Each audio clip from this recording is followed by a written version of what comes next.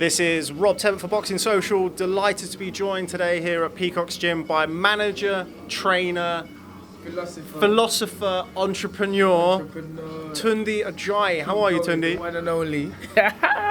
How you doing, Rob? Good to see you. Looking well as usual. I'm very well, thank you. Thanks very much. You're also looking well. America looks to have treated you well. Well, it was a nice trip, relaxing, and also, we got some work done, so it was good.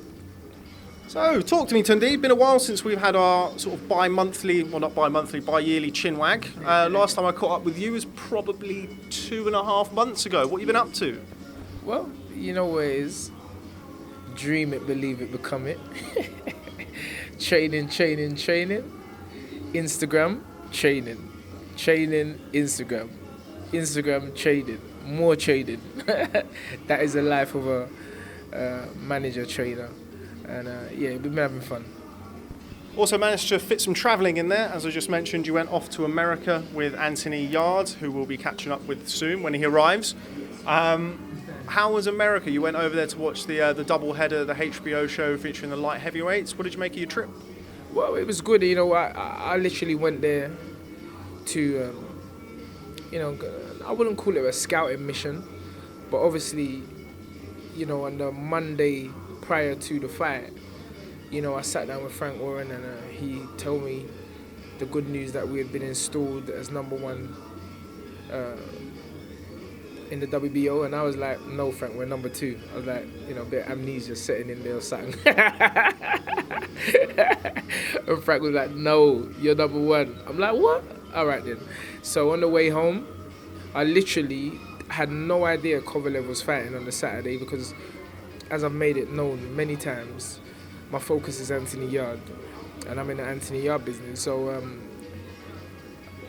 I was like, Frank, when is Kovalev fighting again? He was like, Saturday. I was like, what? Well, do me a favor, Frank. Get me a ticket, because originally I was going on my own, because I wasn't too sure what Anthony was doing. And I spoke to Anthony. I said, yeah, and I'm going to America to watch the Kovalev fight, because I know Anthony's not really into watching other boxers. And Anthony's like, what? I'm coming, man. You understand? I was like, I'm coming, Anks, I'm coming, I'm on that. So I was like, all right, phone back Frank. I said, Frank, can you get us 2 tickets? Frank said, no problem. And that's what happened. Anthony keeps on telling people, he just went there to watch a boxing match. He does, let's not get deep and all philosophical about the whole reason why Anthony went there.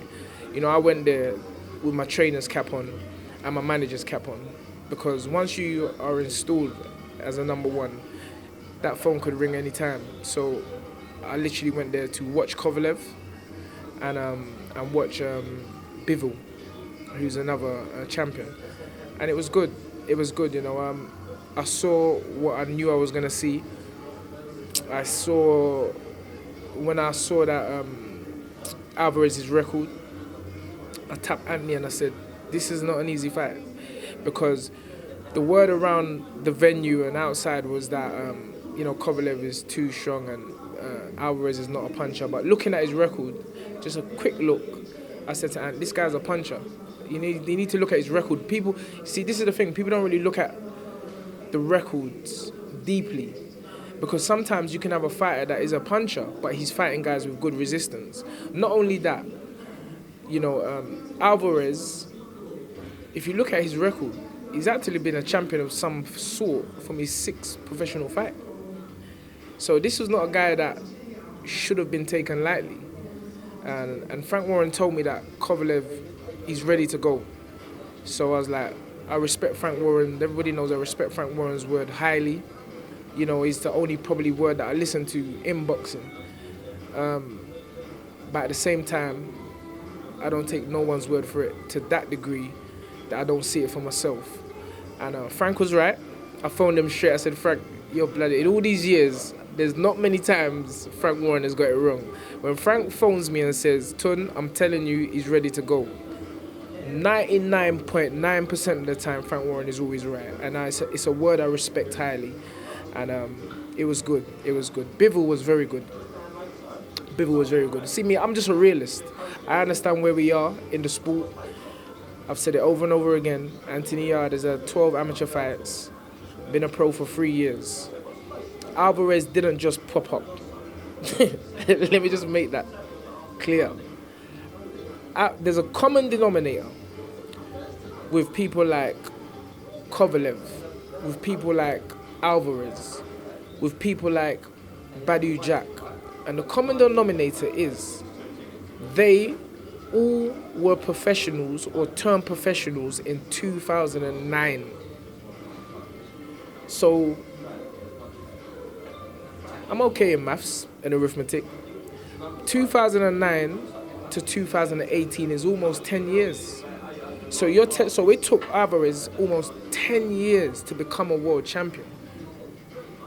So going back to many questions I've had to answer in the past, if you equate that to Anthony Yarde's 3 years as a professional and 10 and 12 fights as an amateur, it's nothing.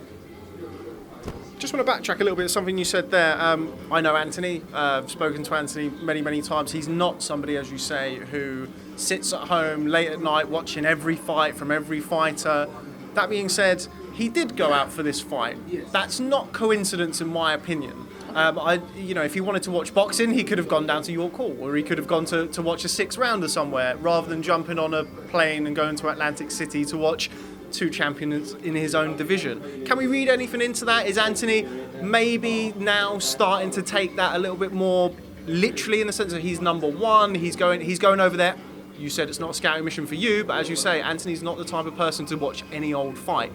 Is it a scouting mission for Anthony? Do you want me to answer that in 2 simple words?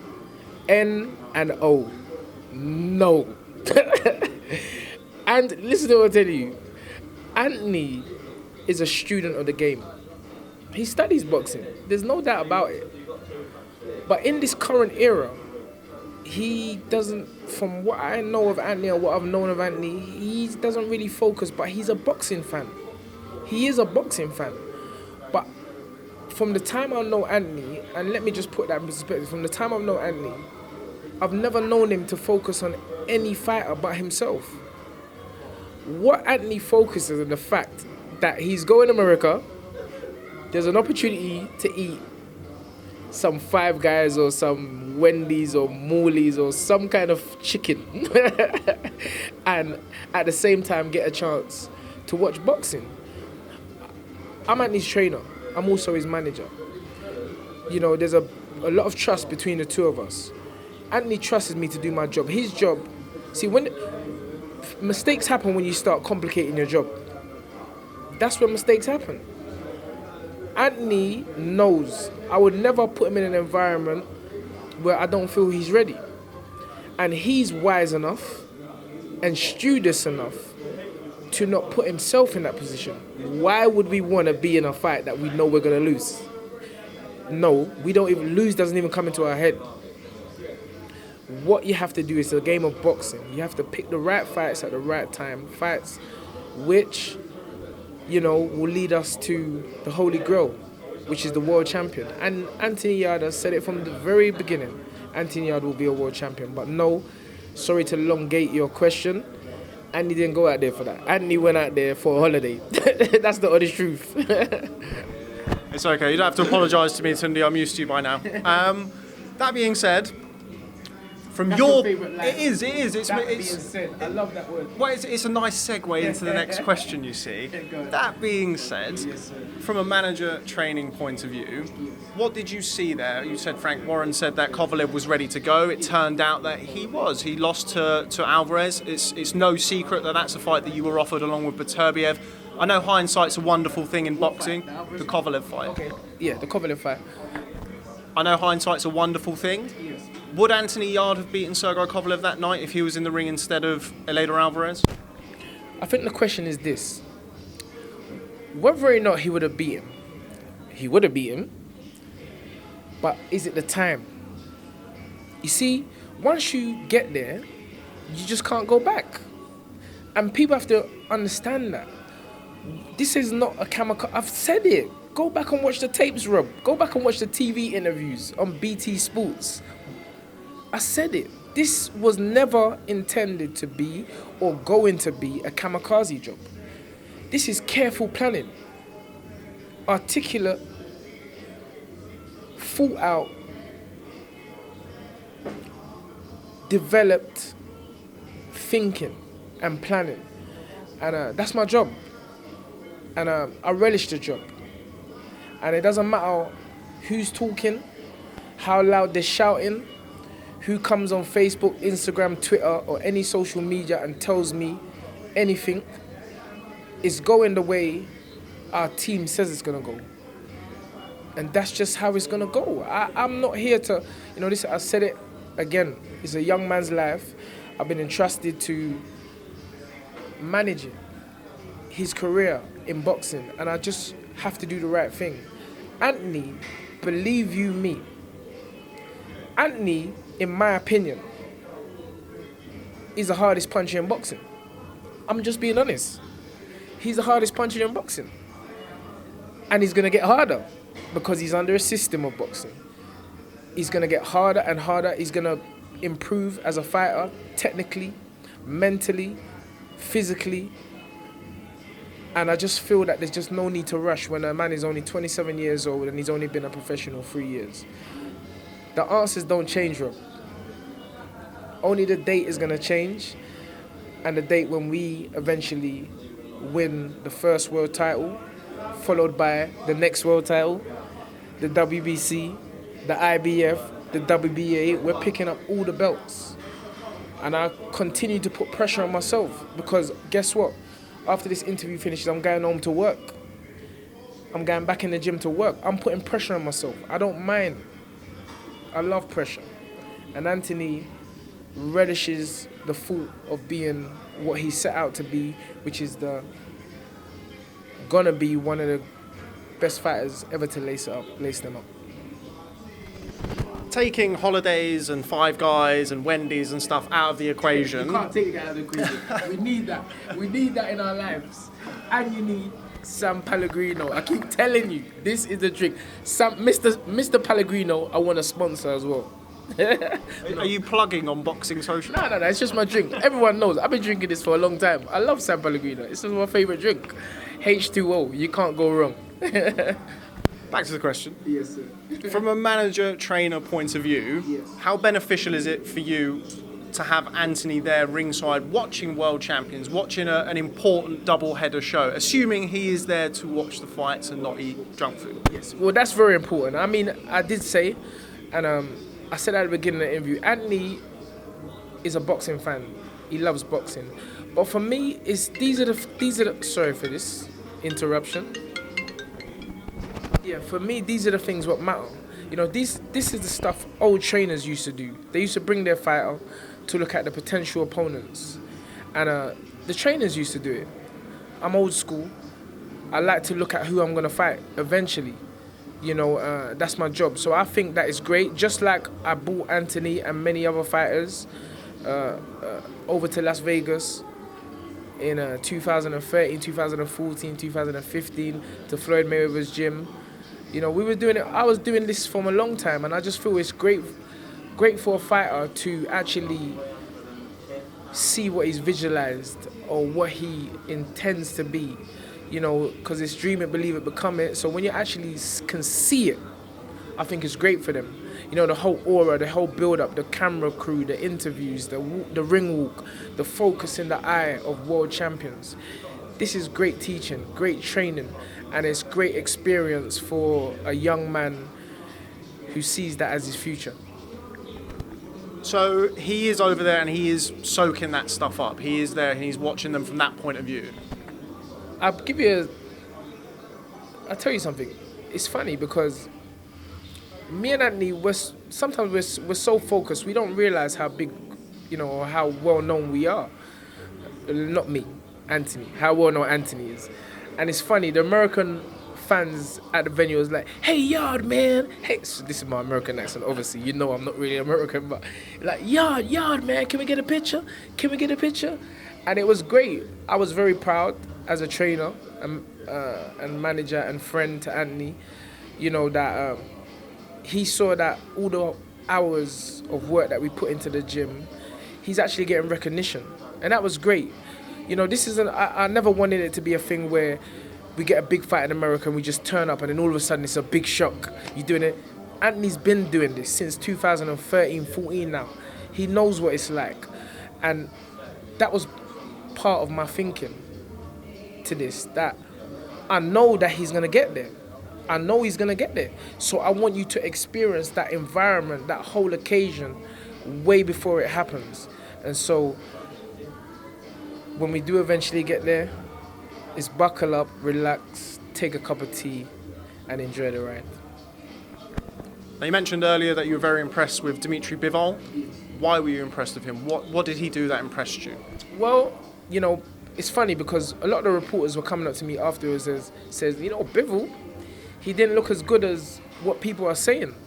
You understand? And, you know, and I explained to them that what you have to understand. Oh my, turn that camera. Just turn the camera. Just turn the camera. Look. Just turn it.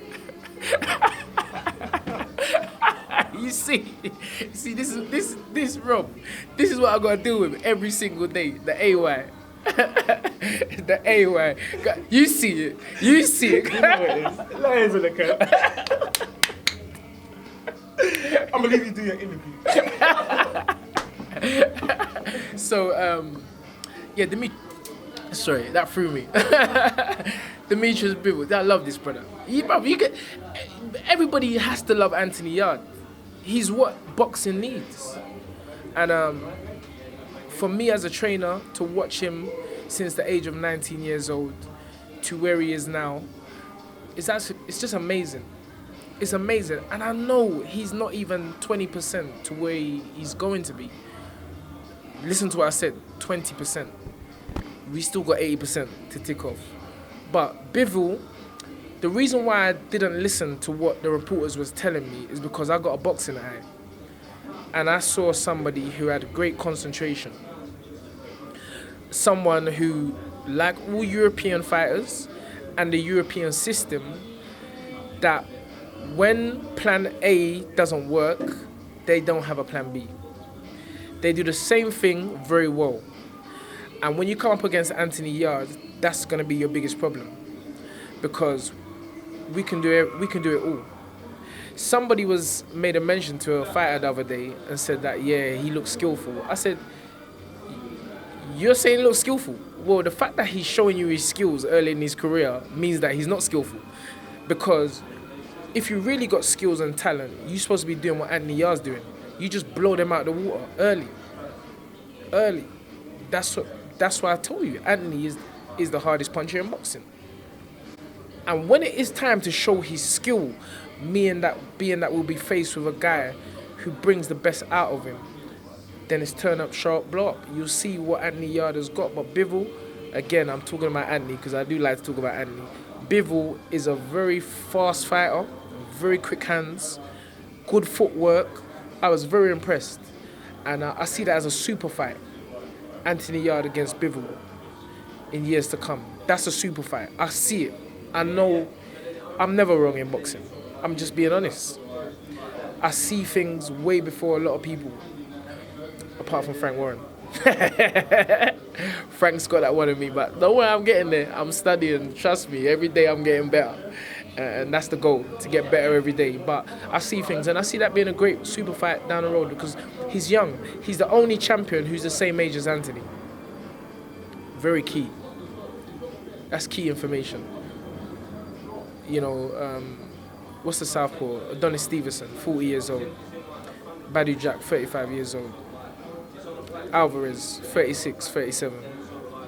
Baterviev, 35, I believe.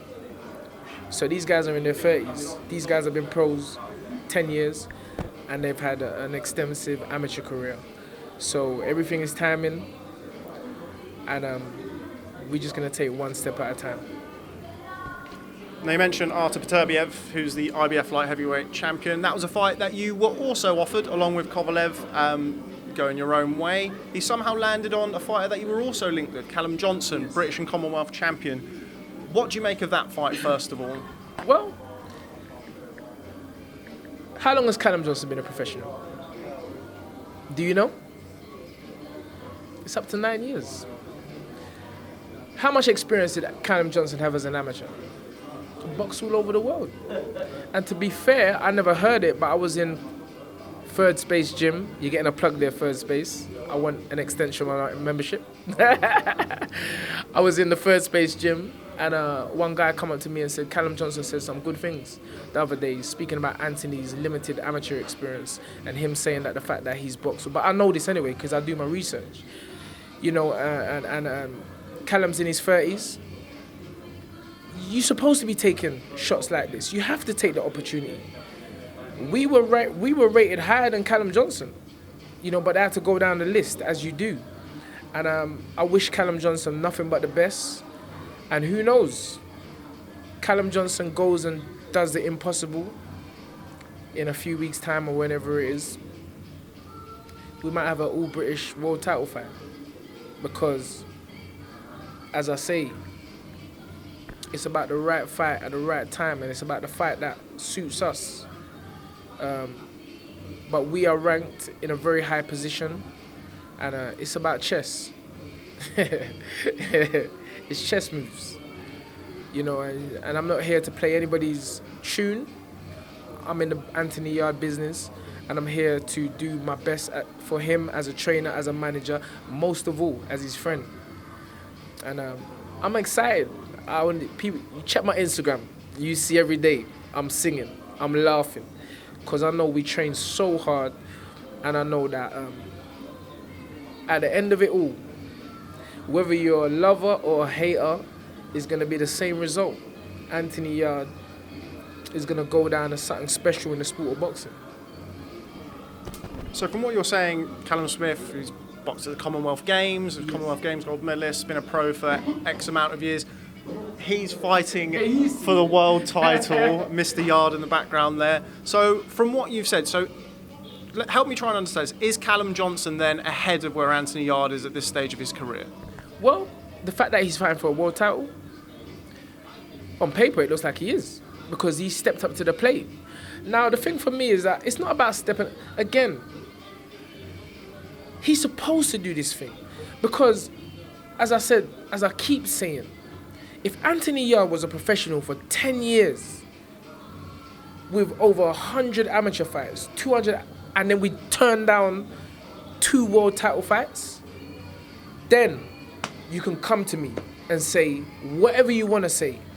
But the question is that I'm asking Boxing Social, Rob T, is, well, it's not actually directed to you, it's to the other trainers. If you had a fighter with 12 amateur fights, with 3 years experience as a professional, would you put them in a world title fight? That's the question. And you don't need to be Einstein to work out the answer. So don't come put all this... Sorry, I'm talking from... It's like I'm on the road, like I'm on the streets of Peckham again. So please, do not put pressure on us to do something that you wouldn't do. You wouldn't. And that's why you don't hear no trainers saying, oh, you're cowards, oh, you don't want to step up to the fight. No, because trainers have the insight, the knowledge, the foresight to know when to do things. And that's why they've been employed as trainers and managers. So it's timing. And I know I can see the frustration because we are making things look easy. But like I always say, boxing is not easy. It's the most testing mentally, physically, whatever sport there is. And you got to be very careful, meticulous planning. So where are we with Anthony? As it was my understanding, we were expecting an announcement on his next fight a couple of weeks ago. We're still waiting for that announcement. What kind of timescale are we looking for the announcement? What kind of opponent are you looking to get Anthony back in the ring with? Well, I leave all that to Frank Warren. You know, Frank knows.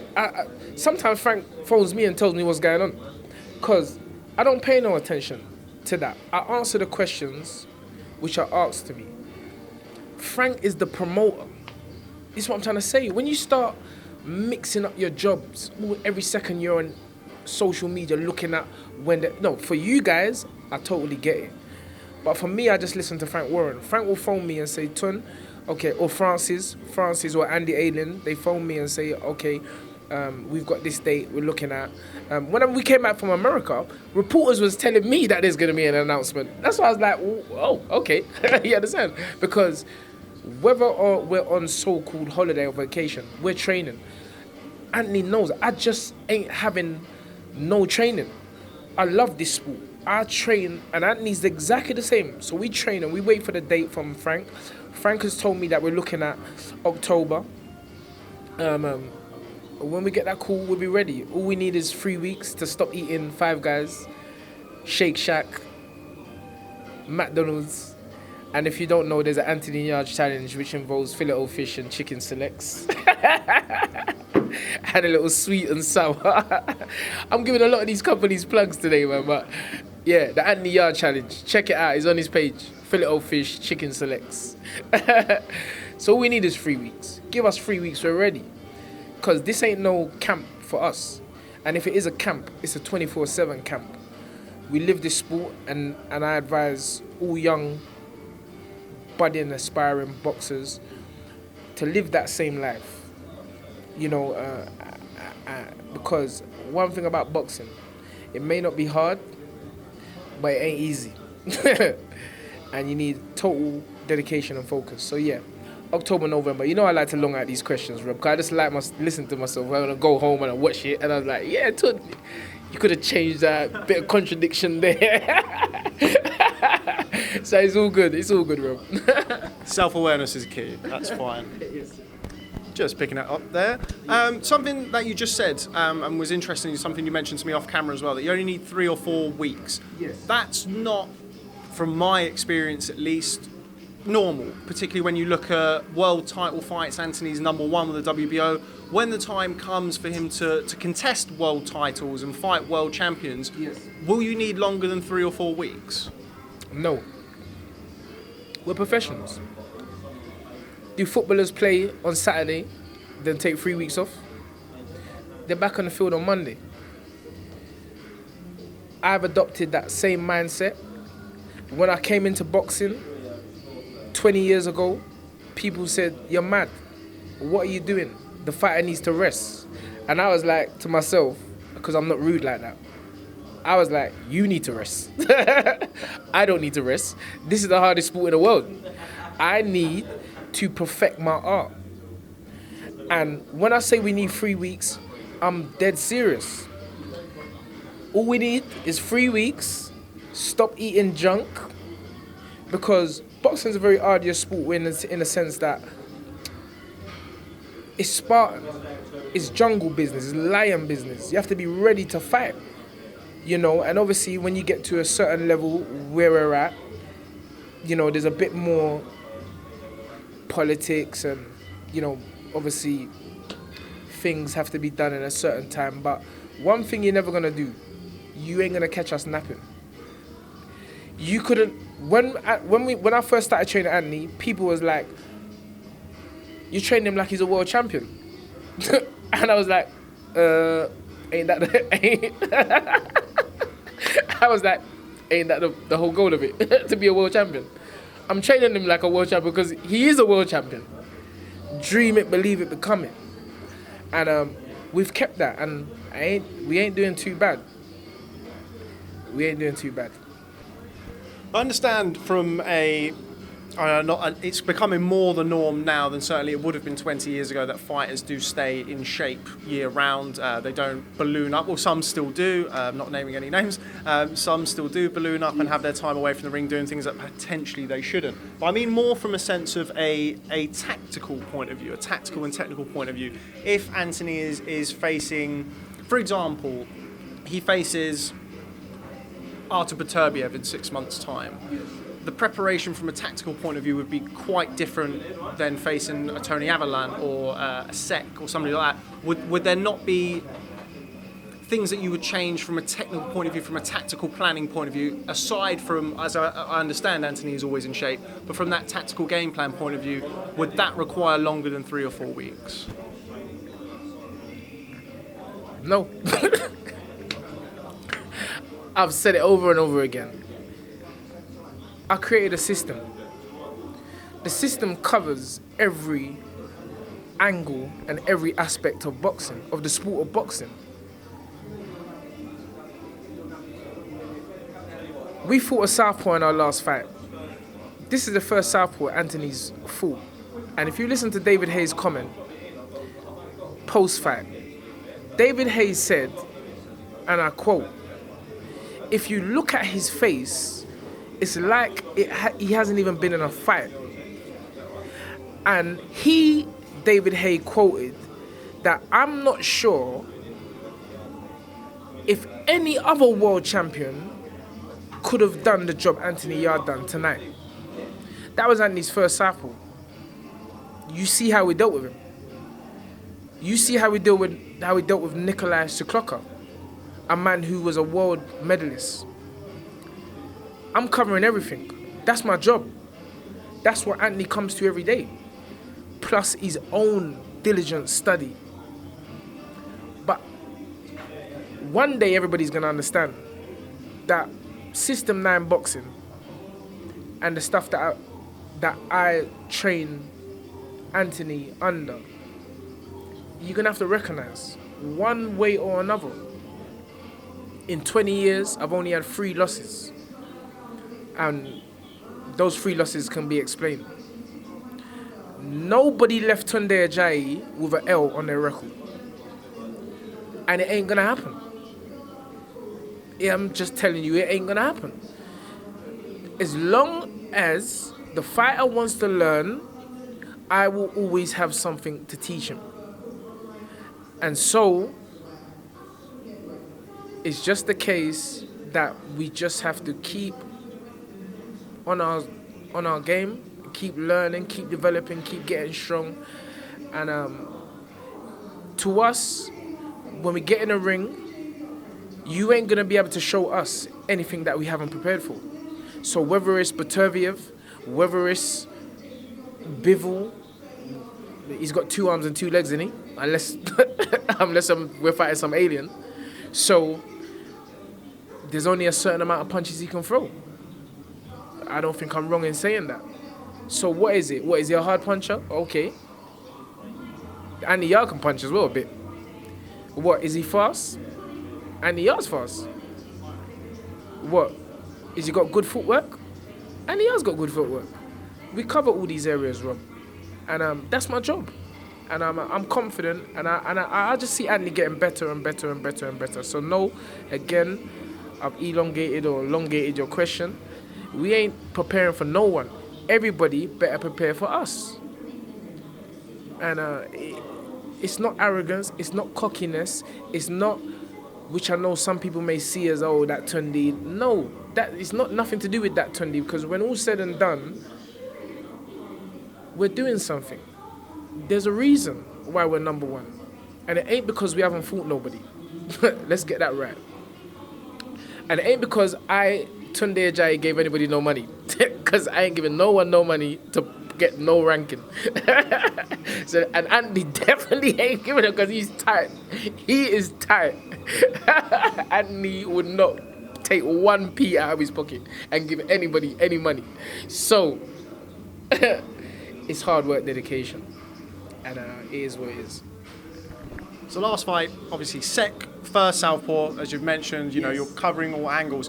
But there is a significant gulf in quality between a Sek, who's a southpaw, and a Stevenson, that is a southpaw. Yes. There surely has to be something in between those with regards to bridging that gap in quality should Anthony end up in the ring with an Adonis Stevenson, no? What's the gap? He can punch harder? Okay. He might have a bit more speed? Okay. I'll tell you what there's a gap in is his age.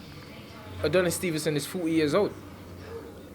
You see, sometimes in boxing, a man can appear one way to you on the screen. And then when you get in a ring with him, you're like, you ain't so bad. You ain't so... So what is he? He's a human being. Yeah, we ain't scared of nothing. We're not scared of nothing. Oh, I ain't scared of nothing. You know, Adonis Stevens is a human being. Badu Jack came out the ring saying That's not the hardest he's ever been punched. So what does that tell you? That tells you that all you see may not be what is. And my focus is not any of them. My focus is working on bringing a young man who had natural abilities in strength, power, and in other areas, and making them better. That's my job. There's a fly on your hand. It's good, you see? You're attracting flies, bro, because I don't know what you're talking. I think it's just the general hygiene of a journalist. It seems to me Anthony is, by your own admission throughout this interview, not fighting for a world title in October or November. No. But he's also, from what you've told me previously and other things that you've said on record, ahead of, say, domestic guys. So where is he? Who is he going to fight? It seems to me like it's somewhat in limbo. If he's not fighting world champions and he's not fighting British level guys, what's in between? That then you have your Sex and your Avalanche who, as you know and as you've mentioned in this interview, have attracted criticism, rightly or wrongly. So where is he with regards to opponents if it's not world champions and it's not domestic level guys? There seems to be a gap that needs bridging. Rob, you just asked and answered the same question yourself. You just said he's not British and he's not world. But then you just said we fought European level. So that's the answer. So we're in the middle. We are literally, hold on, I know you're eager to answer back, fire back, but you answered the question. We are there, but not quite. And so if you want us to go back to the domestic scene, it's got to be a fight that really suits us, a fight that the British fans still want to see. As I said, and I'm going to say it again, Joshua Buatsi is not doing what's that boy's name? Lomachenko with us. You don't get have 6 fights and then fight a number 1 ranked fighter in the world. You have to earn your way. The thing I like about Josh, very respectful, never had a good professional, beautiful model, role model as a young man, as a professional. But as I said, it's not him talking. It's a certain man who thinks he's bigger than the fighters. So, again, that could be a massive fight later on down the road. Maybe if both of them got world titles, who knows? You know, I'm not looking at him. I just answer the question which every reporter seems to ask me about. It's a man who's had 6-7 fights, at least have 15 fights, then we see where we are. And so, you talk about the domestic scene. Was Sek ranked higher than the British champion? Was Sikloka ranked higher than the British champion? So we're above British level. That's why we're number 1 in Britain, according to BoxRec. These things don't just pop up. These ratings don't just pop up. They are subjective, because especially the WBO, people are like, wow, like, number 1. Even my dad was like, son, how can you be number 1 already? I'm like, Dad, it's a subjective thing. There's a committee, the WBO, they sit down, they make their rankings, and obviously they base that on certain things. The opponent, who the opponents fought. Sikloka has fought 3 world champions, never been stopped. Anthony Yarde drops him in 2 and stops him in 4. So these are credentials that help us gain in such a high, lofty ranking. But on my point, we still have to be cautious, and let's not start getting above ourselves, even though we are, according to the rankings, up there. That's what I'm trying to say. People telling me about Bivol, he never looked good, it was a points, and after, yeah, that may be the case, but that didn't take away from the fact that I saw a very, very good fighter, and I'm going to give credit where credit's due, and, I just think that we're not too far off. Anthony will tell you he's ready now, but Anthony trusts me, he trusts the team, Because we want the best for him. And so we're in the middle. So go back to the question that I asked and answered myself. So in your opinion, from a training point of view, does Anthony Yarde learn more from fighting a Sec and Avalon than he would learn fighting a Jose Burton or a Frank Buglioni? Does he get more out of those fights than he would those fights? First of all, who's Jose Burton for? Frank Buglioni. Frank Buglioni called us out? We asked to fight him. He said no. So Jose Burton wasn't a fight. Jose Burton was a fight that was, again, I'm not being disrespectful to Hosea, because I've never heard, see these young men, they're warriors, they're fighters. Fighters are not really about the business of disrespecting other fighters, although I must say that these fighters have disrespected myself and Anthony Yarde. But you've never heard that from us. But I'm going to take the more high ground and not disrespect them. I ain't disrespecting Joshua Boatsi, I ain't disrespecting Jose Burton, I ain't disrespecting Frank Buglioni or Callum Johnson. But what I'm saying is that boxing is a business as well as a sport. And young fighters, if you don't know that, you need to know that. It's a business. Jose Burton was thrown at us as an eliminator for the British title. But hold on, but the British champion at the time was calling us out. We were higher ranked on the world scene, so we're like, I ain't fighting Jose Burton for Eddie Hearn. Who's Eddie Hearn? Eddie Hearn ain't got nothing to do with me. I don't know nothing about Eddie Hearn. I don't even watch nothing to do with Eddie Hearn. I'm just being honest. I'm more about the business of looking at fighters. Jose Burton didn't really have nothing for us. He's still, to this day, who is he for? I don't even think he's for. I can't remember. When was the last time Jose Burton fight? So what you're trying to do is just sit down and wait for that big Anthony Yarde fight. It ain't going to happen. It ain't going to happen. Not only that, the public would want to see Frank Buglioni more than they would want to see Jose Burton. Because Frank Buglioni is still a big name in boxing, in British boxing. And, maybe he can ask some questions. I don't think he will be able to, but maybe he could. Unfortunately lost against Callum Johnson. Maybe he tried to pull the trigger a bit too soon, but that doesn't make him a bad fighter. And so I just feel that on a domestic scene, unless it's something that really suits us and is really a fight that the fans want, we ain't going back there because we're above that. With respect, Tunde, you didn't answer the question. No. What was the question? The question was not from a manager's point of view or a business point of view. From a training point of view, would Anthony Yarde learn more from fighting Jose Burton and Frank Buglioni than he would if he fought Sec, Avalon, etc.? Well, I did answer the question. I said, who's Jose Burton fight? That wasn't the question. And I said, no. And the reason why I said that is because how can I learn more? Don't try to trick me. How can I learn more from fighting Jose Burton when Nikolai Sikloka and Tony Avalon have fought higher level than Jose Burton? So I did answer the question. You just never understood it. So don't blame me.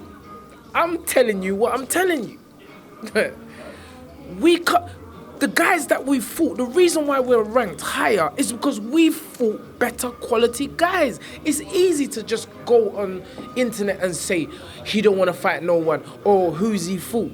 But we have KO'd guys who were fought world champions, and the world champions couldn't KO them.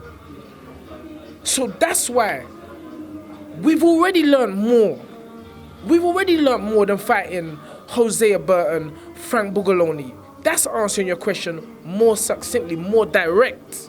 But you just never understood what I was saying because, you know me, I like to delve deep into things.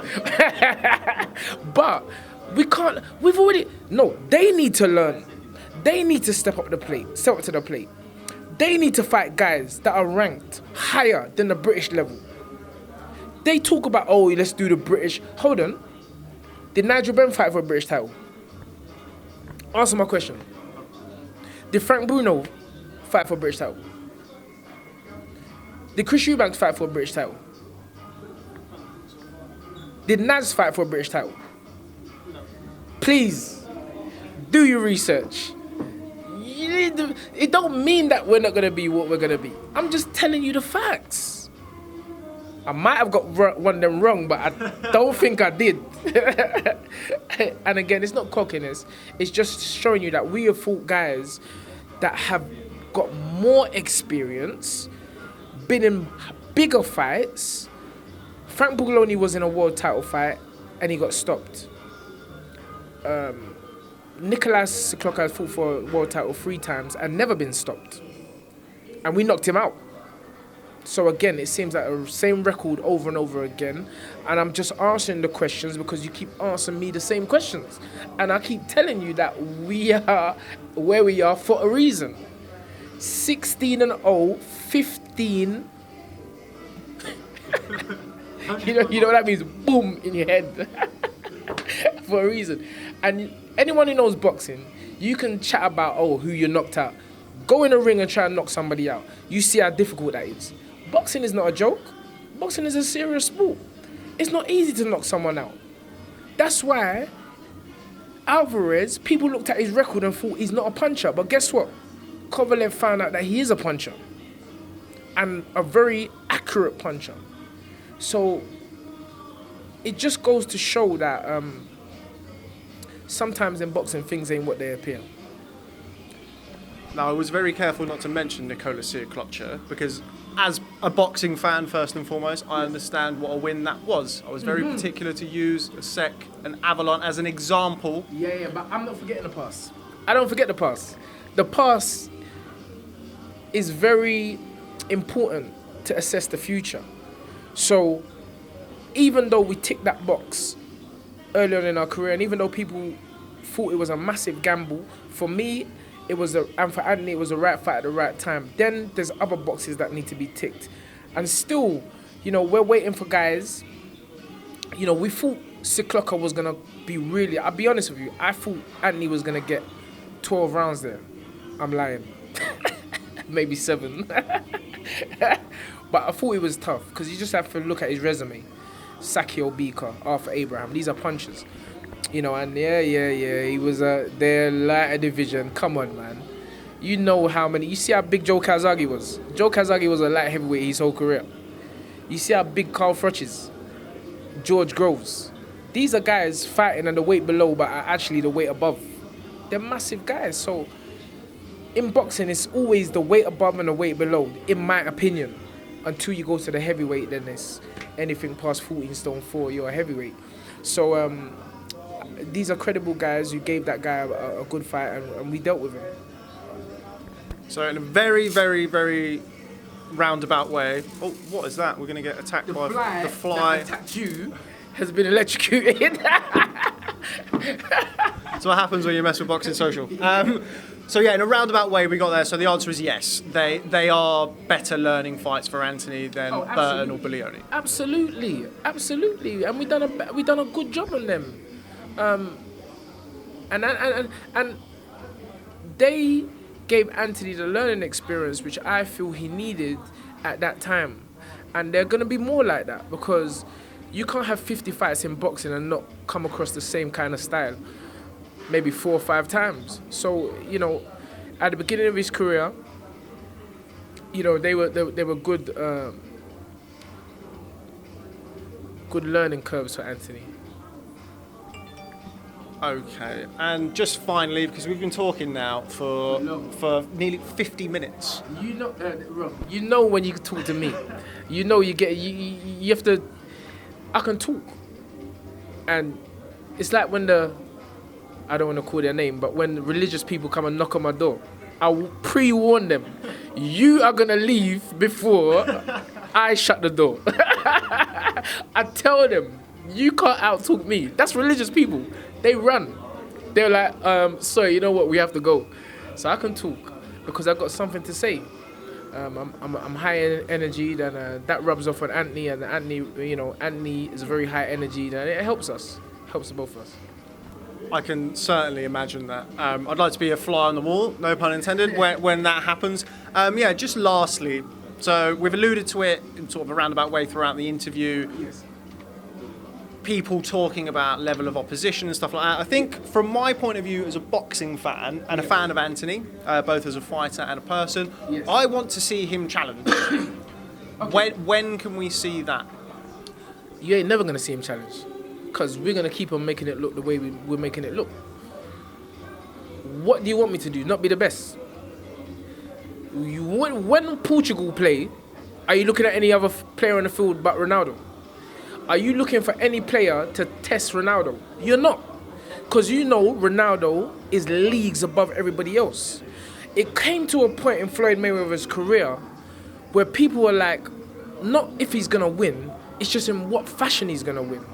And for us to be having this kind of talk so early in his career, what does that tell you, Rob? It tells you he's doing something right. It tells you that Tunde Ajayi is doing something right. And it's only going to get better. So you may never see what you're asking for. It may get easier and easier and easier. It's just the way it is. I can't. So the key, the art of boxing is hit and not get hit, right? Am I right or am I wrong? Yeah. So if I'm not getting hit, what are you complaining for? Like, what? I don't look, bro. You people have to answer me these. You lot are saying something, and then you're going back on what you're saying. You're talking about contradiction. You're contradicting yourself.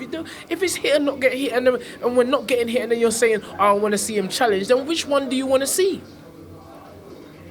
We're doing what we're doing, but guess what? Let the fighters you mentioned, the British fighters you mentioned, let them go and fight Avalon.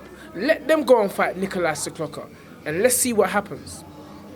People talking about, I don't know why I bit back the other day on social media, because I never reply. Someone says, oh, he's got to improve his defense. I was like, bro, sorry.